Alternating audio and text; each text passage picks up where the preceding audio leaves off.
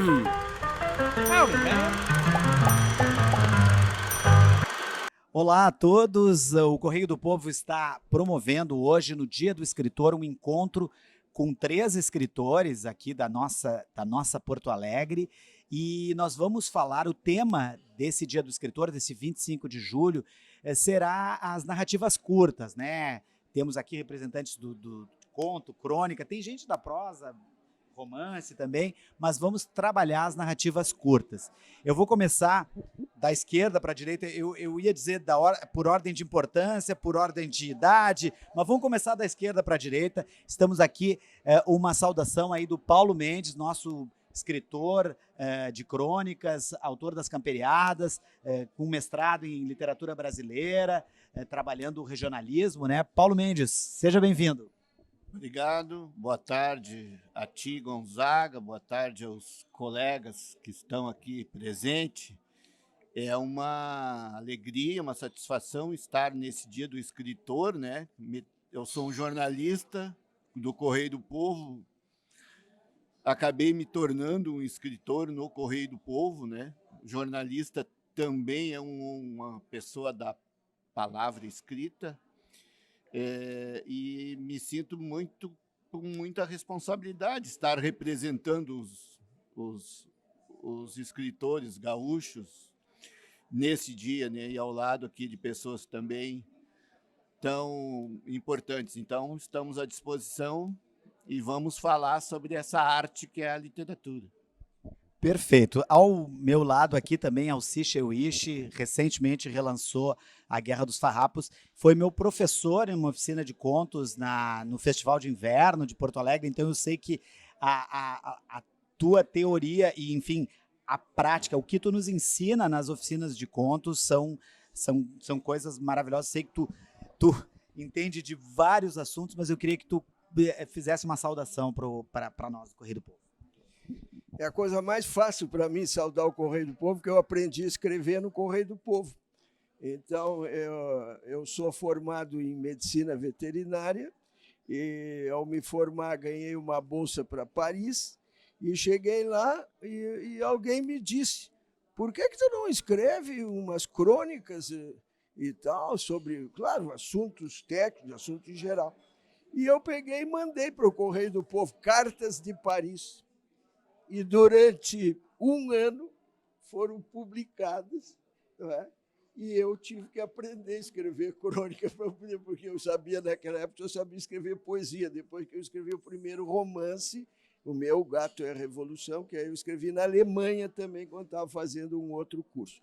E quando eu escrevi esse livro, aí eu resolvi ser escritor, e que qualquer outra profissão era para pagar as contas do escritor. Tá? Então, o Correio do Povo tem tudo que ver com a minha vida e até hoje continuo escrevendo, né? Agora escrevi principalmente contos no Caderno de Sábado. Gustavo Chexter, é um prazer te receber aqui. O Gustavo eu conheço há muito tempo, mas vi a evolução dele também nos contos, né? Desde o seu primeiro livro de contos, segundo livro de contos que foi premiado, Não Há Amanhã, e agora, recentemente, né? Com vai dar um branco agora, mas a Nota Amarela, daqui a pouco dá um branco, porque eu li o livro, né? Eu não posso esquecer. Queria que tu fizesse uma saudação, e eu sei que esse tema tem um outro amigo nosso em comum que não está aqui, o bagiense José Francisco Botelho. Já falamos muito sobre contos, sobre narrativa curta, que é um gênero que o Estado domina. Nós temos excelentes contistas aqui e por todo o interior do Estado. Bom, boa tarde a todos, não é? Muito bom estar com vocês, ainda mais nesse dia hoje, né? Que é o dia do escritor, né? Então, um prazer maior ainda poder falar sobre literatura e poder conversar um pouquinho a respeito do que a gente faz, assim, também, né? O Alci até falou aqui que é da medicina veterinária, eu sou do direito. Então, nós somos áreas, assim, não existe faculdade de escritor, né? Escritor a gente vai aprendendo com a vida, né? E, como o Luiz falou, não, eu tenho 2 livros de contos, né? O Homem Despedaçado, né? E o Não Há Amanhã. E agora, recentemente, lancei um romance, né? Mas até falando isso aí a respeito do que o Luiz disse, sim, o Estado ele é fecundo em ótimos contistas, ele tem excelente material, assim, excelente material humano em qualquer gênero que a gente for pensar, assim, narrativa, contos históricos, não é? Qualquer forma que vai pensar, assim, a gente pode encontrar ótimos contos, inclusive até no café aqui, a gente já encontrou escritores aqui no café, né? Todos também excelentes, né? Então, assim, é um estado que até por causa das oficinas literárias privilegia muito a arte e a técnica do conto, né? Entre as oficinas está aqui do Alcina, né? Que é ótima também, né? Conheço vários alunos que saíram de lá, sempre falaram muito bem. Não tive a honra de ter ainda, mas pretendo algum dia fazer. Então, acho que por causa de toda a nossa formação e tudo, isso aí passou muito para a técnica e também a proximidade aqui com outros excelentes países, produtores de ótimos contistas, né? O Uruguai, o Mário Benedetti, Eduardo Galeano, nós estávamos conversando, a Argentina, né? Borges, Cortázar, ótimos escritores também, Chile também, podemos incluir o Paraguai, né? O Rua Bastos. Então, estamos cercados por excelente literatura e o Rio Grande do Sul congrega isso aí tudo e também apresenta muito bom material em relação ao resto do Brasil também, né? Que bom que tu lembraste aqui, nós estamos aqui no Café à Brasileira fazendo esse evento do Dia do Escritor, fica na Uruguai 310 e o Café à Brasileira nos lembra muito, nós aqui nas conversas anteriores de bastidores, nos lembra muito Fernando Pessoa, lembra Lisboa e Cidade do Porto, né, que temos cafés com esse nome, e aqui é um encontro realmente de escritores, da intelectualidade né, de Porto Alegre e da região. Eu tinha trazido uma colinha aqui, mas a gente traz aqui, dois textos aqui, porque o Gustavo também, que é egresso aí lá do doutorado, lá da PUC, ele sabe que, e o Paulo também foi do mestrado da URGS, e todos nós aqui estudamos um pouco, tem um texto basilar na questão da narrativa curta, que é a filosofia da composição do Edgar Allan Poe, que ele estava se referindo ao Raven, ao conto, ao Corvo, né, a sua poesia, mas ao mesmo tempo dizendo quais são as características. Eu não vou aqui dar teoria, eu vou só propor, desde o tempo que o Poe falou das questões de que um conto deveria se ler numa sentada, devia ser 1h15 de Boston até Nova York, ou do tempo que tem que ter uma unidade de efeito, tem uma unidade de impressão, tem que causar um efeito, tem que ser uma narrativa sucinta, curta, e que todos os elementos que aparecem no conto podem estar presentes. Então eu vou começar agora com a direita, com a Alci. Alci, das teorias que surgiram lá no século XIX sobre o conto, tinha até um pesquisador aqui no livro da Nadia Gottlieb, que também é sobre teoria do conto, da Ática, no tempo das pesquisas do século XIX, o V. Prop, que era um dos pesquisadores, mudou muito, né? O conto perdeu um pouco desse regramento, mas ganhou muito em várias características. Às vezes se escreve um livro de contos com unidade temática, às vezes se escreve um livro de contos que um conto não acaba e ele costura no outro. Queria que tu falasse dessa evolução, porque tu acompanhou tudo isso na pele, né? Como se diz. Olha, eu tenho uma aula que eu dou para quem está começando conto, em que eu narro uma história das 1001 Noites. Harun al-Rashid, o comendador dos crentes, que Alá o tenha consigo no reino da glória, era califa de Bagdá. Muito bem. Essa história do califa de Bagdá, que é uma história maravilhosa, tá? Porque, no fim, quem é o grande personagem é um soldado da guarda que é condenado à morte, ele consegue, pela inteligência dele, reverter essa condenação e ser promovido a tenente pelo próprio califa. Então, essa história foi escrita pelos anos 900, tá? Bota aí, 900. E ela pode ser lida hoje perfeitamente, porque é um equilíbrio entre 3 pontos fundamentais da narrativa: personagem, ambiente e ação. Então, saber contar. Por que se chama conto? Porque os meus colegas que estão aqui, o Paulo e o Gustavo, sabem contar, cada um à sua maneira. Nós não podemos querer copiar os outros. Nós temos um processo criativo que é igual a uma impressão digital. Cada um de nós, em qualquer arte, não é somente na literatura, também nas artes plásticas, na música, no que for, existe este processo criativo que é absolutamente individual. Então, o que é que nós temos que fazer? Nós temos que escrever de acordo com a nossa maneira de enxergar as coisas. Agora, só quero deixar bem claro, tá? Existe algo que mudou fundamentalmente. Por exemplo, há 30, 40 anos atrás, eu li um conto de Stefan Zweig, 24 horas na vida de uma mulher. Eu recomendo para todo mundo esse conto. Só que ele tem em torno de 30 páginas. Hoje ele não é mais um conto, não é uma short story, como se diz em inglês. Não é uma história curta, mudou. Então, nós temos que viver, eu escrevo para o leitor. A última vez que fui com meus alunos em Paris, eu quero ter o meu orgulho disso, porque eles que escreveram o livro Histoire du vin, Histórias do Vinho, em bilíngue português-francês, nós lançamos esse livro lá e assistimos a última, claro, o Sartre já tinha falecido, faleceu em 80, mas nós assistimos uma entrevista dele na televisão, comemorativa lá, e ele perguntaram para ele, para quem o senhor escreve? E ele diz, moi et Simone écrivons pour le lecteur.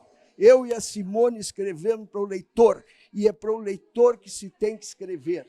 Então, qual é o leitor de hoje? É o leitor das imagens. Temos que criar imagens rapidamente na cabeça do leitor e escrever muito com poucas palavras. Isso o Hemingway já fazia, não é? Não é o de ontem. E essa é a recomendação que eu dou. Não se preocupem com prêmios, não se preocupem com o leitor. Isso vem ou não vem, não importa. Escrevam para o leitor e o leitor da nossa época. Tá? Então, mesma coisa o caderno de sábado. Como é que eu vou botar um conto de 10 páginas no caderno de sábado? Não vou. Não é isso? Então, está explicado, meu amigo Luiz Gonzaga. Muito bem, muito bem. Gustavo, eu vou aqui para a direita e depois volto para a esquerda com o Paulo Mendes. Existem, como a gente também conversa bastante, né? Em alguns momentos até da pandemia, fizemos algumas lives. Eu queria te perguntar exatamente isso, porque eu sei que tu tens um apego muito especial, tu é um estudioso do conto também, né? Tens um apego a esse gênero, né? Eu queria que tu falasse um pouco, assim, tu estava citando alguns desses contistas, mas tu falar a força desse gênero, qual a força desse gênero para nós, por quê? Porque as pessoas, as gerações mais jovens, elas até fazem, mas normalmente o que pega mais as gerações mais jovens é uma prosa mais longa, é um romance, ou alguns textos assim de internet, crônicas do cotidiano. O conto muitas vezes não entra. Eu estou só propondo um debate, talvez eu esteja errado, mas eu queria que tu falasse um pouco da força do gênero. Bom, a força do gênero, eu vou dizer assim, como o Luiz mesmo falou, o pessoal está cada vez mais imediatista, eles querem cada vez mais narrativas curtas, filmes, eles querem muito o uso da imagem também, para criar alguma sensação no leitor, não é? Agora, aproveitando o gancho até que o Paul fala também no texto, né? O Paul fala muito que a gente tem que buscar o efeito no leitor, e eu acho que isso é algo, Luiz, que é imortal. Né? Eu estava hoje, coincidentemente, eu estava relendo alguns contos russos, né? E eu estava relendo alguns contos, os russos são mestres em buscar o efeito, a essência do ser humano. Eu estava lendo um conto do Tolstói, né? Quanta terra precisa um homem? Puxa, que conto genial, que quando chega no final, a gente nota, o homem passa a vida inteira juntando terra, acumulando terra, e um dia ele resolve passear na terra dele de uma ponta e voltar para casa. E quando ele chega, quando está voltando para casa, ele começa a passar fome, começa a passar sede, e ele morre. E a última frase do conto é ele sendo enterrado, e tu nota que quanta terra precisa um homem é 3 palmos. Todos nós precisamos de 3 palmos. Então, no final das contas, é uma pergunta imortal essa daí. Essas pessoas que acumulam trilhões de vez em quando de dinheiro, né? Quanto dinheiro precisa um homem? É o necessário para viver e para ter uma vida digna, né? Porque todos nós temos o mesmo destino. E tu vai olhando isso aí pensando, pô, Tolstói escreveu isso aí faz mais de 200 anos. E é uma coisa assim que continua atual, continua assim completamente o efeito que ele cria no leitor, né? Então a gente pode pensar nisso daí que o conto, eu acho que hoje, assim, em tempos imediatos, as pessoas estão cada vez mais buscando algo que toque elas, algo que chegue na essência do humano. E é isso que diferencia um conto de uma história comum, de uma história que vai acabar sendo passada, batida, assim, que as pessoas não vão notar. É o quanto toca a gente, o quanto repercute, né?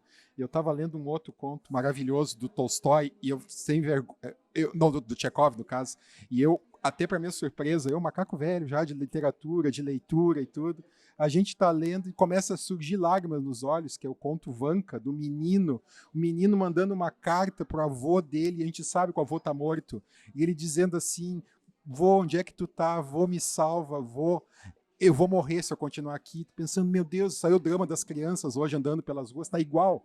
As crianças continuam morrendo e nós continuamos escrevendo e continuamos avisando, e só o impacto que causa no leitor, o efeito disso aí, é capaz de mudar o mundo. Então eu acredito muito na força do conto, e eu acredito muito assim que as pessoas, e isso acontece muito, eu vejo, encontro meus leitores e eles dizem o seguinte, o teu conto me fez, o conto bom é aquele que a pessoa esquece ele na hora e tempos depois repercute como se fosse um resíduo, como se fosse um resto na cabeça, na memória da pessoa.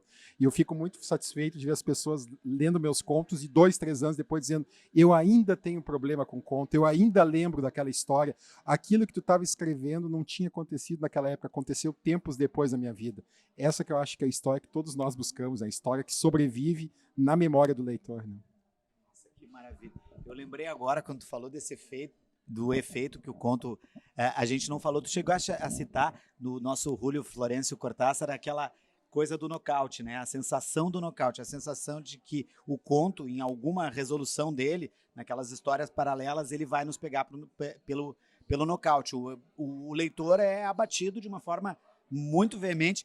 E eu vou falar para vocês aqui, eu ia trazer o livro dele, mas como eu não estava com os livros dos 3, ia ser injusto, né? Mas o Camperiadas, desde que eu comecei a ler Camperiadas do Paulo Mendes, ele trouxe para o Correio do Povo uma coisa que o Taylor Diniz, que não está aqui, mas foi convidado e só não pôde porque estaria fora, também excelente contista, o Taylor disse que o Paulo é uma atualização do Ciro Martins aqui. O Paulo Mendes faz a crônica, não, mas o Taylor falou porque o que o Paulo faz? O Paulo traz aquele campo dele, do tempo que ele vivia lá para urbano no tempo de agora. Então ele faz uma relação entre dois, e é por isso que eu vou te perguntar, Paulo. Não te assusta, porque tu já tem um parceiro aqui. Exatamente, olha aí, tem um parceiro, que o Alci também é. Então, Paulo, eu queria te perguntar isso, de quando tu decidiu fazer essa narrativa que pode ser crônica, pode ser considerada conto, tem até outras coisas, flerta, né, com caos, porque tem eu queria que tu falasse um pouco dessa narrativa curta e dessa decisão de escrever para o Correio do Povo Camperiadas. Bom, eu não escolhia o gênero, né? O gênero me escolheu, que era o espaço que eu tinha para trabalhar no Correio do Povo. Né? Foi convidado lá em 2009 ainda, quando retornou o Caderno Rural, o antigo Caderno Rural, que era muito famoso, ele retorna, e eu fui convidado para escrever uma crônica. Felizmente, a crônica foi muito bem aceita, e eu fiz a segunda e fiz a terceira. Amanhã, essa semana, escreverei a crônica de número 672. Já tem um amigo meu que diz que eu sou um dos regionalistas que mais escreveu já, porque 670 crônicas, né? E eu faço um gênero crônica, conto, misturo, como todo mundo, né? E o efeito, como falou o Cheuishi, o meu efeito é a emoção. O único efeito que eu sei fazer é emocionar as pessoas. E eu acho que isso já basta. Um personagem que é um narrador é sempre um bolicheiro, um menino bolicheiro que conta os causos, né? O Cheuishi também falou nos Mil e Uma Noites. Eu brinco que as Camperiadas são uma espécie de Mil e Uma Noites, que elas retomam os mesmos temas, que sempre são os mesmos, né? A gente escreve sempre a mesma coisa, na verdade, de forma diferente. A gente reconta de forma diferente, eu acho. Então é isso. E a gente tem muito dessa coisa do menino que morou no campo e veio para a cidade, o senhor já que está mais velho hoje, que morou muito tempo no campo, pessoas que nunca viveram no campo, mas tem um tio que viveu no campo, um avô que viveu no campo. As pessoas no Rio Grande do Sul têm muita relação com o meio rural. Por osmose, elas sabem tudo. Eu tenho leitores que não têm a mínima ideia de como seja morar no campo e adoram ler camperiadas, né? Então, acho que isso é a magia da literatura, a magia das pessoas que fazem isso. E eu não teria como fazer outra coisa a não ser contar isso, coisas que eu fui e que vivi. E eu gosto também de mentir um pouco para os leitores, né? Gosto de mentir bastante até. Porque as pessoas chegam e dizem assim, eu gostei muito daquela crônica que tu fizeste sobre o caderno que tu teve, que tu anotava as frases do seu fulano e o seu cicrano, e eu nunca tive caderno nenhum, né? Mas quando eu engano um leitor, eu imagino que os colegas ali também sintam isso, eu fico muito feliz, né? Porque consegui enganar. Então eu brinco sempre assim, que eu conto uma mentira e torno ela verdadeira e conto uma verdade como se fosse uma ficção. Eu acho que essas duas coisas assim eu vou trabalhando. Felizmente, também já fizemos várias coletâneas, mas o mais bacana é esse retorno do jornal, né? Da crônica publicada em jornal, um jornal como o Correio, que chega a tantas pessoas. Se eu não fosse o Correio do Povo, eu certamente, só fazendo as minhas crônicas, eu não chegaria a tanta gente assim, porque eu chego todos os finais de semana, né? E tenho um retorno bacana com pessoas, para te ver, não só pessoas mais velhas, mas pessoas mais jovens, adolescentes que gostam de ler. A gente diz que os adolescentes não estão lendo, mas estão lendo sim, estão lendo muito. É uma verdade que a gente acaba ficando feliz de saber, né? Então é isso, estamos tocando essa tropa, né? Tocando a tropa com uma linguagem renovada, como tu falaste. Eu não poderia escrever como Simões Lopes Neto, nem como Ciro Martins, nem como outros, como Darcy Azambuja, porque eles já fizeram magistralmente isso, né? Eu tenho que fazer uma coisa diferente e do meu jeito, né? Então, o processo é individual, mas é a qualidade que ele quer dizer. Então, para encerrar, Gonzaga e colegas, é isso. Eu fico muito feliz de estar aqui com vocês, falando de literatura, falando de crônica, contos pequenos, e já nem sei hoje se eu tenho capacidade de fazer uma literatura maior, de um fôlego maior, não sei, porque eu me acostumei a fazer uma escrita curta, mas a gente, quem sabe, né? Quem sabe mais à frente possa fazer. Já tem uns projetos de juntar as camperiadas, que já fiz camperiadas em folhetim, né? E dali dá uma boa novelinha, assim, de, digamos, 15 páginas, 20 páginas e tal, laudas. Mas a literatura não importa o gênero, né, delas, é que ela atinja o leitor, ela conquiste o leitor, ela deixe o leitor feliz, ela traga coisas para o leitor, ela transforme o leitor, como disse o colega, que ela possa mudar as coisas, mudar a vida da pessoa, ou pelo menos mudar a forma como a pessoa vê, às vezes se sente triste, fica feliz, né? Não sei quem disse uma vez que uma das coisas simples da vida é ficar debaixo de uma árvore, o caramanchão, um copo de água gelada e um bom livro. Essas três coisas está bom. E se for uma narrativa curta, é mais fácil, porque tu vai lendo o que pode antes de ir para a lida. É isso. Paulo, eu até lembrei agora que tu falou de metade verdade, metade mentira, o caderninho, né? Eu lembrei do Pessoa, de novo, por a gente estar aqui no A Brasileira, e o poeta é um fingidor que finge tão completamente que chega a fingir que é dor, a dor que devera sente, né?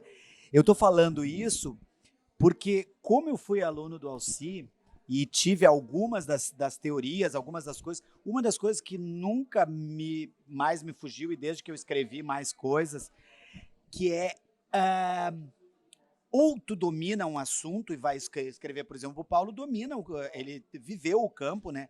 Ou tu vai estudar, mas assim, ó, estudar de verdade, como se tu fosse fazer um mestrado, um doutorado naquele assunto que tu vai. Então, se tu vai escrever sobre engenharia, vai lá, entrevista, conversa com 5 ou 6 engenheiros para descobrir. E isso é uma coisa. Então, duas coisas. A gente é um fingidor, a gente tem que preencher com recheios ficcionais, mas com verossimilhança, né? Então, eu queria que tu falasse um pouco desse aspecto nas tuas aulas. Claro que tem vários cursos, várias oficinas, mas essa aí especificamente que eu participei. Bom, eu sou um discípulo do Hemingway. Então, ele deixou muito pouca coisa escrita sobre a arte de escrever. Mas o que ele deixou, teve um jornalista, Rotner, que conviveu os últimos 16 anos da vida dele. E ele disse para o Rotner isto: duas coisas. Só escreve sobre o que você entende. E se você não entende, é o que acaba de dizer o Luiz, vai estudar profundamente. Mas, se nós, não é, Gustavo, Paulo, que estamos representando aqui não sei quantos mil escritores, aí, escritoras do Rio Grande do Sul, se nós temos que dizer que existe sempre alguém próximo de nós que conhece melhor o tema. Vou dar um exemplo. Quando eu escrevi João Cândido Almirante Negro, o João Cândido tem um momento da vida dele que é transcendental, quando ele passa a ser timoneiro do barco da Marinha. Tá? Então, isso aconteceu num rio afluente do Amazonas que tinha duas possibilidades. A história dele não conta qual é. Então, eu peguei o telefone e liguei para o porto-alegrense que mais entende de Amazonas, Altino Berthier Brasil. Agora está com mais de 90 anos, meu querido Altino. Viveu 20 anos lá, escreveu. Altino, tem 2 rios assim, assim, assado. Só pode ser o rio tal. Mas por quê? Porque é época de enchente e as águas vêm em direção a Manaus e ele ia ter esses troncos de árvore contra o barco. Então, quem escolheu não fui eu. Quem escolheu o rio corretamente foi Altino Berthier Brasil. Temos que ser modestos para procurar quem entende. Se tem um médico no nosso conto, antes de publicar, temos um médico amigo, temos um advogado amigo do teu caso. Eu fiz isso muitas vezes. No meu livro O Farol da Solidão, o personagem principal é um juiz aposentado e tal. Eu me agarrei com o Arno Verlag, que foi meu aluno, desembargador, e ele que fez a revisão da parte jurídica do livro. Então, nós não podemos pensar que há assuntos que eu não preciso de assessoria. Eu sou meio como o Paulo, eu sou o homem do campo. Como diz, eu vou só dizer isso aqui, como diz o Glênio Portela Fagundes, me criei no lombo do cavalo. Verdade essa, sem força de expressão, fácil de explicar. Eu apiei do petiço para aprender a caminhar. Tá? Então, eu sou um homem... Por que eu me formei em veterinário? Porque eu queria voltar para o campo, ser peão, e a vida me levou para outros caminhos. Quer dizer, agora, mesmo na parte campeira, eu também me assessoro, quando necessário, quando eu tenho uma dúvida, e o Paulo eu tenho certeza que faz igual. Agora, eu tenho uma frase para ti, Paulo. É a seguinte: quando tu fala na mentira, o Érico Veríssimo tem uma entrevista que foi feita com ele, se procurar lá no Correio do Povo, não sei quantos anos vai achar, em que ele perguntou o repórter para ele: e se o senhor não pudesse escrever, o que o senhor ia ser? Diz: um grande mentiroso. Essa é a resposta do Érico. Se o Érico pode mentir, nós também podemos, né?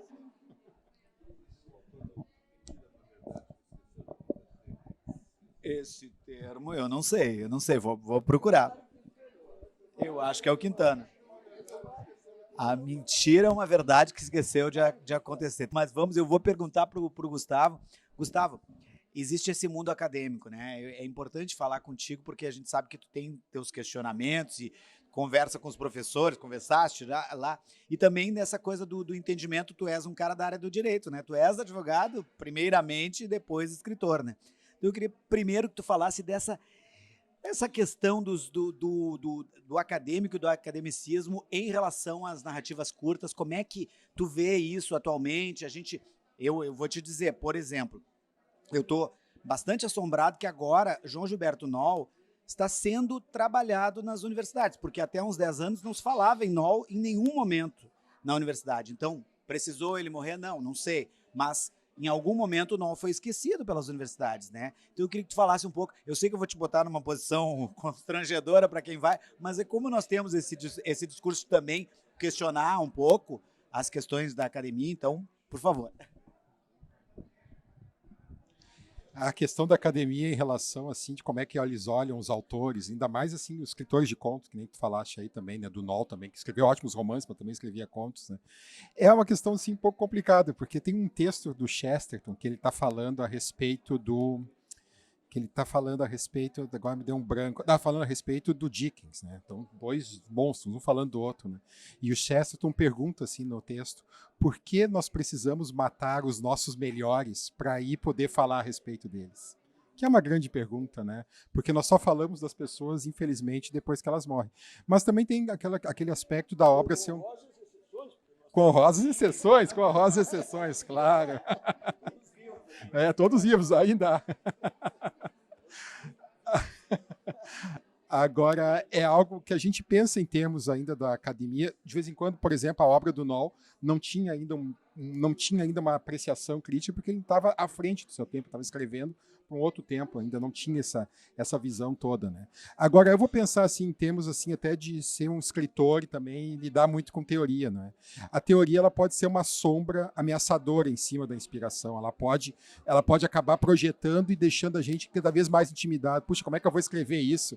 Lembrando a teoria do Cortázar, o Luiz falou aí do Cortázar, que é a da luta de boxe, mas o Cortázar tem uma outra imagem muito bonita, né? Que, falando em imagens poéticas, né?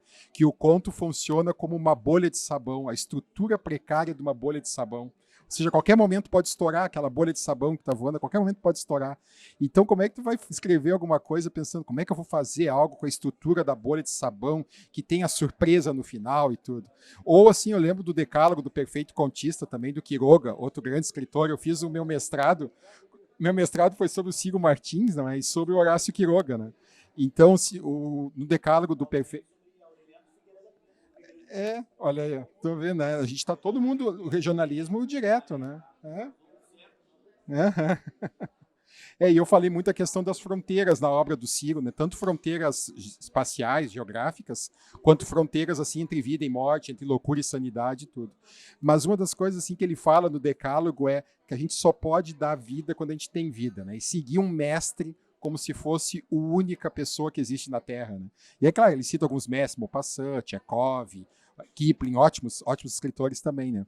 Mas isso tudo para dizer que na teoria a gente tem que ter muito cuidado assim para não projetar aquela coisa assim e ficar intimidado, porque no final do dia, e aí eu vou falar uma lição que quem me ensinou foi meu amigo Gonzaga, que eu falei para ele esses dias, ele não acredita que ele falou, que no final do dia o que importa mesmo é contar uma boa história e fazer as pessoas, de alguma maneira, gostarem daquela história e querer contar para o outro, contar para a mulher, contar para a namorada, contar para o filho. No final do dia, o que importa é isso aí enche a nossa vida, assim, é o contar a história e ficar algo, né? E nos remonta a tradição, falaste, né, das Mil e Uma Noites, né? Scheherazade é uma visão da literatura, é a história que nunca morre. É todo dia tu tem que contar uma história para não morrer. Então nós contamos histórias para não morrer e histórias para os leitores lembrarem da gente sempre, né? Nossa, que maravilha.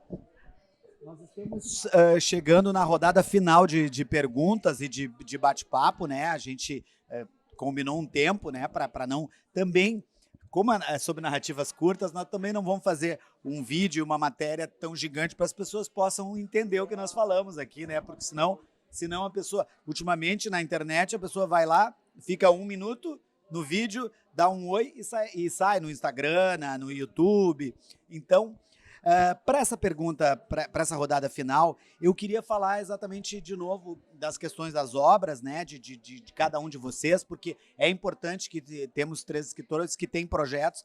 O Alci, recentemente, no próprio Correio do Povo, ele apresentou a sua edição, é a 15ª agora? 12ª, perdão, edição da Guerra dos Farrapos, e queria saber dos projetos, né, até o final do ano, até os próximos projetos, principalmente a Guerra dos Farrapos. Nós já estamos aqui numa negociação, porque o Alci, alguma coisa nós vamos fazer para o Caderno de Sábado, falando desse momento, né, desse momento histórico lá do século XIX, da primeira metade, mas também do que representa agora e de também mergulhar naquela história para atualizar, enfim, para recontar, não só do lado não só de um lado, pesquisar, mas como tu mesmo falaste, né, até umas 5 décadas não se falava quase em porongos. Porongos era um acontecimento que não se contava, né? Então eu queria te perguntar, primeiro, começando por ti, os projetos aí para os próximos meses. Bom, tu vai me permitir que eu faça uma saudação, porque eu não acredito mais em acaso. Essas coisas talvez venham das minhas origens árabes lá, que é o Maktub, né? Então, hoje, dia 25 de julho, é o aniversário dos nossos grandes contistas do Rio Grande do Sul, Sérgio Faraco, que foi meu colega de jardim de infância, lá em Alegrete. Bom, então, Sérgio, meus cumprimentos, tá? O mestre do conto. Guerra dos Farrapos. Eu fui patrono dos festejos Farroupilhas em 2011. E é uma comissão, né, onde entra MTG, entra Movimento Tradicionalista Gaúchos, Secretaria de Cultura do Estado, do município, eu não sei, várias entidades. E quando me convidaram, eu pedi uma reunião. Eu só vou aceitar com uma condição: que vocês saibam que eu não vejo a Guerra dos Farrapos como uma história de mocinho e bandido. Eu enxergo como um momento histórico importantíssimo, a primeira república, tentativa de república no Brasil. Eu sou brasileiro, em primeiro lugar. Tá? Então, eu não aceito essas teorias que dizem que fizemos a Guerra dos Farrapos para separar o Rio Grande do Sul do Brasil. Isto está tão errado que, no jornal O Povo, o próprio Bento Gonçalves tem um artigo assinado por ele que diz: fizemos a República Rio-Grandense, estamos lutando pela República Catarinense, vamos seguir pelo mapa do Brasil. Cada província se transformará numa república e a união dessas repúblicas será a Federação do Brasil. O que nós somos hoje? Uma federação de república. Então, nós temos que cultuar. Nós não podemos, perderam a Revolução. Perdeu. Se perdeu a Revolução Francesa também se perdeu. É uma revolução derrotada. Tá? Cortaram a cabeça até dos líderes mais importantes, não foi só do rei e da rainha, cortaram também dos revolucionários. Então, podemos cultuar a Guerra dos Farrapos, a Revolução Farroupilha, mas como um fato histórico do Brasil. Tá? Eu tive a oportunidade de autografar esse livro num centro de tradições gaúchas próximo a Nova York, chamado Saudades da Minha Terra. Eu autografei o livro lá, tive a honra de sair uma nota no New York Times, e eu disse a mesma coisa: nós estamos cultuando a primeira República Brasileira. Tá? É esta a minha visão. E se eu ainda pensasse diferente, o meu tataravô, tá, chamado João da Silva Tavares, ele lutou contra os farroupilhas, era coronel, amigo do Bento Gonçalves, e não aceitou a República Rio-Grandense, lutou contra ela, foi derrotado em combate pelo então coronel Antônio Neto, e no dia seguinte que o meu tataravô foi derrotado nessa batalha, foi proclamada a República Rio-Grandense. Quando eu leio sobre a vida dele, ele era um homem direito, honrado, ele tinha medo que separassem o Rio Grande do Brasil, mesmo não querendo, o que arriscou de acontecer. Se não fosse a união maçônica do Caxias com o Bento Gonçalves, os dois maçons, não sei se isso não teria, nós vamos cair nas garras de Oribe e Rosas, na época que eram caudilhos, tanto do Uruguai e da Argentina, e com muita força bélica. Então, outra coisa, meus amigos, por que eu estou no meio de jornalistas aí também, para concluir, por que o Luigi Rossetti, jornalista italiano, veio combater aqui, criou o jornal O Povo, morreu de lança na mão aqui em Viamão, por as suas ideias, as ideias mazinistas, que eram as mesmas do Garibaldi. Sabe como é? Eles consideravam que nossa pátria é o mundo sedento de justiça. Onde houver sede de justiça, é legítimo lutar por ela. Essa era a linha deles. Então, podemos comemorar, mas temos que entender direitinho o que foi este momento histórico que tivemos de 1835 a 1845.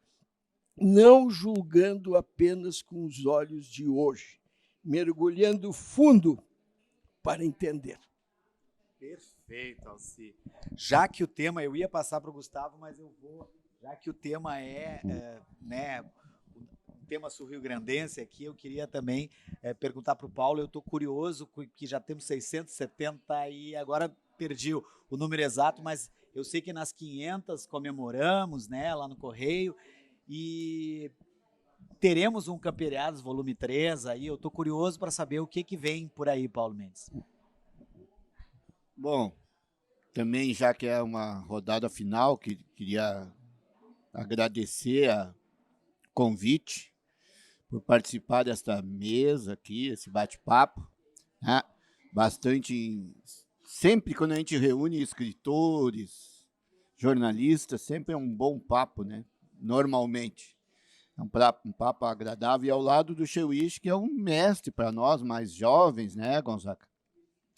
É uma pessoa tão sempre agradável, comigo sempre foi muito sensível, muito generoso, e eu, com as palavras dele também fui agarrando confiança, como a gente diz no futebol, né?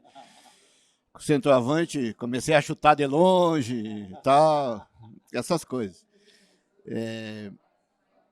Em relação aos projetos, meu último livro, Bolicheiro Nunca Morre, que é a ideia de que ele seguirá sempre por ser feito de palavras e não de sangue, de ossos e de couro, ele não morrerá. Então, Bolicheiro Nunca Morre foi lançado em final de 2019. Em 2020 entra a pandemia. Eu não pude fazer me exibir aí pelo interior, conversar nos colégios, né? Essas coisas para nós escritores é muito agradável, porque a gente não é que nem artista de TV, né, que toda hora é bajulado. Nós só de vez em quando lança livro. E aí a gente vai ali nas escolas, lançamento, e é bacana. Eu não pude fazer isso, então a primeira coisa que eu quero fazer agora é retomar essa ida ao interior, né, que é onde o pessoal gosta muito dos causos, retomar a divulgação do livro, conversar com as pessoas de todas as idades. Vamos ver com a Sulina, que edita meus livros, né, minha editora, com o Luiz Gomes, se a gente trabalha um novo livro, e o que eu gostaria mesmo de fazer é reunir, como eu já falei agora nesse papo, reunir em publicação de livro as camperiadas que têm continuidade, que ainda seria uma novidade, né? Que os outros livros a gente já fez, seria uma novidade, vamos ver. E ainda sobre a questão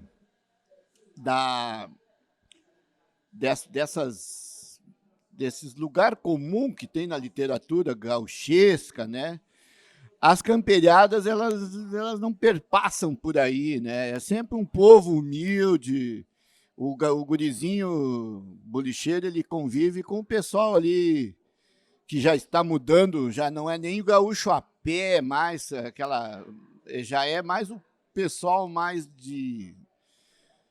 Mora na cidade, faz xanga, trabalha para fora, bicicletas. De vez em quando ele conta algum caos que ele ouviu do avô, do tio mais antigo, mas não tem façanhas, né? A façanha não perpassa pelas camperiadas, é uma saudade que ele tem daquele povo humilde que sem voz, né? Aquele povo sacrificado das lidas campeiras, né? Já num momento assim, mais ou menos dos anos 60, 70, a questão da soja, a monocultura da soja, que infelizmente termina basicamente com o gaúcho a cavalo, né? Ele é o trator, termina com os açudes, com as pescarias, termina com as canchas de bocha, termina com a carreira de cancha reta, que ainda existia há pouco tempo atrás, pouco mal, mas existia. E a soja termina, uma monocultura que, se tu vais hoje para o interior, tu só vê lavoura de soja, não vê nem cerca, né? Então, as camperiadas trabalham nisso, simplesinhas, assim, dando voz para quem nunca teve voz e, de certa forma, denunciando o meio ambiente, denunciando essas coisas bem simples, sem fazer levantar bandeira, né? Ela vai na subliminaridade da coisa, por baixo, assim, de forma que seja inteligente. Eu sempre digo, para terminar, Gonzaga, o grande mérito das camperiadas é assim, ó, eu sempre digo, escrever bonito é um pouco difícil, mas a gente escreve. Não é tão difícil escrever bonito.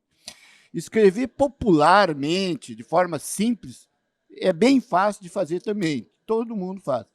Agora, escrever uma coisa que pode ser lida por um mecânico que suja o livro Camperiadas lá na sua mecânica e ser lido por um professor, por um intelectual, por essas duas classes, pelo professor de escola, de universidade, pelo trabalhador, pelo homem mais culto, isso é o que é o mais complicado.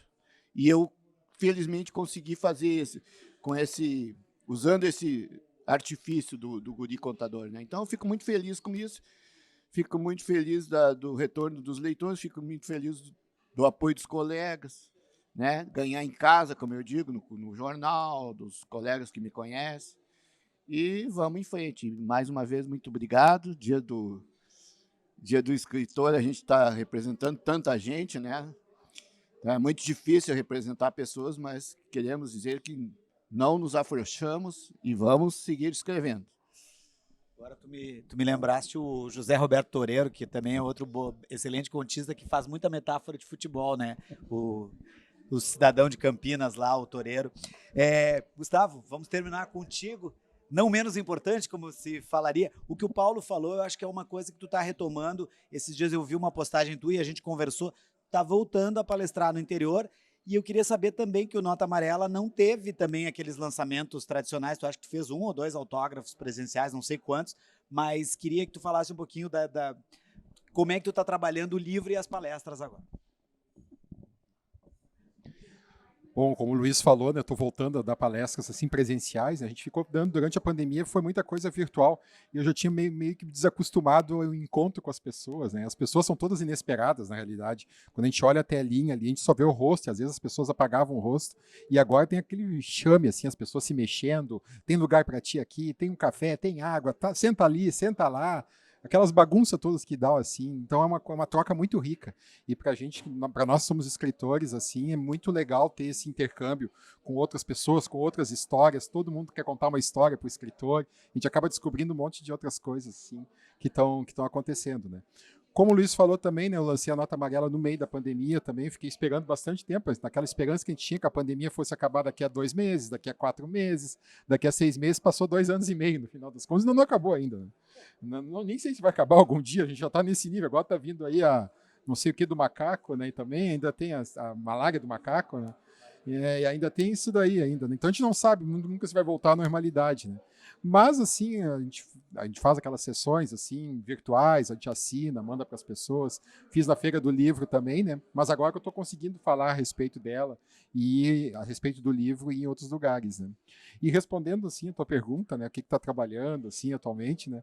Eu sou muito da área do fantástico, né? Eu gosto muito de escrever fantástico, literatura fantástica. Mas, cara, que a literatura fantástica que eu gosto é mais do Alasraq, não sei se chegou a estudar ele, né? Do James Alasraq, né? Que é o neo-fantástico, né? Que é o fantástico do cotidiano, que a coisa acontece aqui, no meio de nós aqui pode acontecer uma coisa completamente bizarra e ser um elemento fantástico, né? E eu estou trabalhando no livro de contos depois dos jovens... Depois dos jovens muito me falarem disso daí, porque toda vez que eu vou dar palestra sobre literatura fantástica, eles me falam assim, tá, quando é que tu vai escrever algo para nós? Né? Que tem essa necessidade. Realmente, os jovens, os adolescentes têm lido cada vez mais. Né? É um engodo que a gente tem de imaginar o seguinte, as pessoas leem pouco no Brasil. A diferença é que as pessoas, a gente não está vendo o que as pessoas estão lendo, elas baixam muitas coisas, elas leem PDF, elas veem o filme, vão procurar o livro e não falam para ninguém. Então a gente tem uma ideia assim, de que estão lendo pouco, mas na realidade leem bastante. E aí, então, assim, atendendo isso daí, eu coletei uma série de histórias que eu ouvi no decorrer dessas minhas viagens todas pelo estado, né? Então, eu estou, assim, contando histórias de terror que acontecem realmente nas cidades, né? Por exemplo, em Pelotas, só contando uma.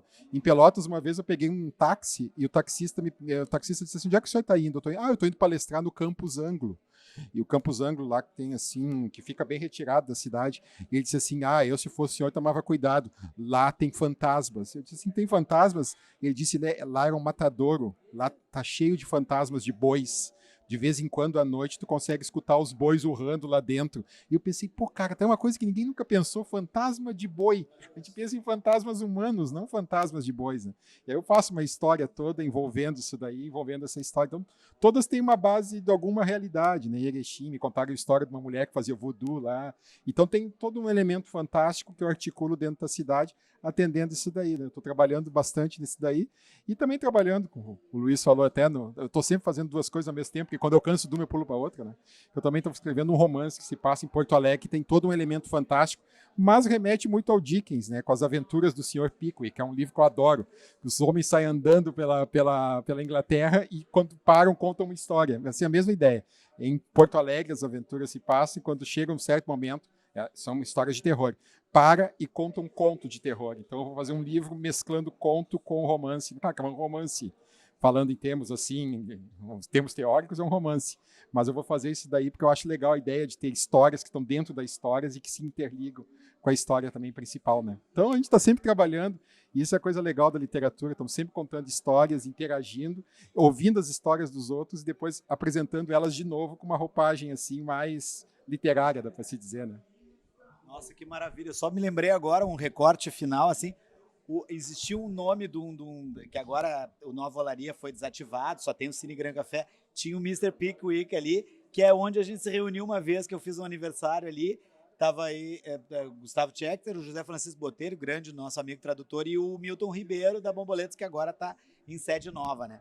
Gente, eu quero agradecer muito, quero agradecer o Café Brasileira por sediar esse nosso encontro. Quero dizer que também no local estavam também, eles vão ser citados, mas sem saber, o Luiz Maurício Azevedo, nosso escritor, doutor também, e o Christian Davi também estavam aqui no recinto também, nesse dia do escritor.